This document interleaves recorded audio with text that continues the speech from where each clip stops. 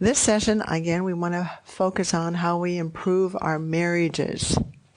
It's imperative that we address the bigger picture first, which was yesterday. The bigger picture was, what does it mean to love God, and how does it, what is God's love? What is agape, and how does it differ from human love? It's important that we distinguish the two, and if I could ask you now, hopefully you'd be able to tell me the difference between agape and human love. It's a tremendous difference. In fact, I'm going to go through Song of Solomon last night. I meant to ask you that this morning, and see what all those love are. Those human love in Hebrew, or is that agape love in Hebrew? That should tell us, what that chapter is about. But anyway, we also need to know what does it mean to love God, which is what we talked about last night, how we totally give ourselves over to Him. These are the vertical issues that I talked about the first night. Once we get the vertical issues in proper perspective, then we'll be able to do the horizontal. So now we might be able to learn to love each other as God desires. So since we're going to talk about marriage, I want to take you back 55 years, and I want to show you here.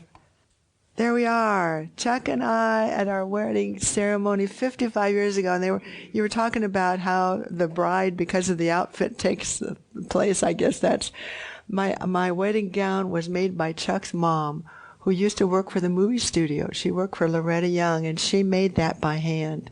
The big long train in the back. But I thought you might get a kick out of seeing that. And here we are. I was 19 and he was 21. Our first Christmas, we'd been married 3 years. That's a little, right here on my shoulder, is little Chipper. I'm a bird lady and always had little birds all my life. And that was our first baby, was little Chipper. So that's our first house. And then we, same Christmas.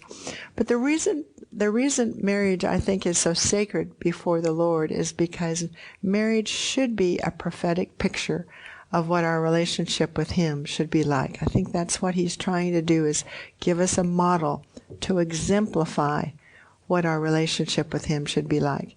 I think He wants us to have an earthly picture of what intimacy and a loving relationship can be like, and what it is like for the two to become one.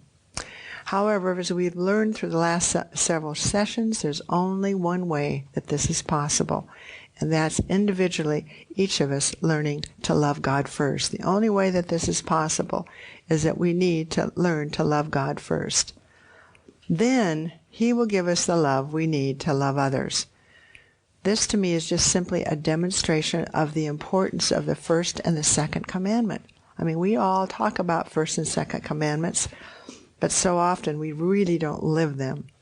And this is really first commandment, if you love the Lord with all your heart, will, and soul, vertical, then you will be able to love others as yourself. And I think this is a more accurate way of what the second commandment says. You will be able to love others before or instead of yourselves. I think that's really what that second commandment says. Love others before instead of yourselves. In other words, you'll be able to put their will and their desires before your own. Second commandment.